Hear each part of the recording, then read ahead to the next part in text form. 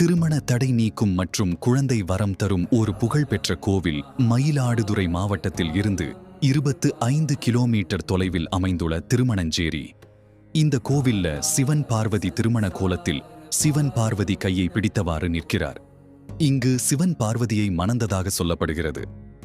ஒரு நாள் சிவன் பார்வதி விஷ்ணு உலகத்தில் எல்லா வேலைகளும் சரியா நடக்கிறதா என்று பார்க்க வந்த அப்போ ஒரு இடத்தில் சிவனும் விஷ்ணுவும் சொக்கப்பானம் விளையாடும் போது சிவன் தோர்த்துவிட்டதை பார்த்து பார்வதி சிரிக்க, சிவன் பார்வதிக்கு பசுவாக மாற தண்டனை கொடுத்து, பின் ஒரு நாள் பசு ஒரு லிங்கத்தை மிதித்து பழையது நினைவு வந்து பசு கோவில் கோவிலாய் சிவனை வேண்ட, அதே நேரத்தில் பார்வதி தனக்கு மகளாய் பிறக்கவும் சிவன் மருமகனாய் வரவேண்டும் என்று யாகம் வளர்த்த பரத மகரிஷிக்கு மகளாய் பிறந்த கோகிலாம்பாள் என்ற பெயர் பெற்ற பார்வதி கல்யாண சுந்தரனார் என்ற சிவனை இந்த திருமணஞ்சேரியில் மணந்ததாக வரலாறு கூறப்படுகிறது.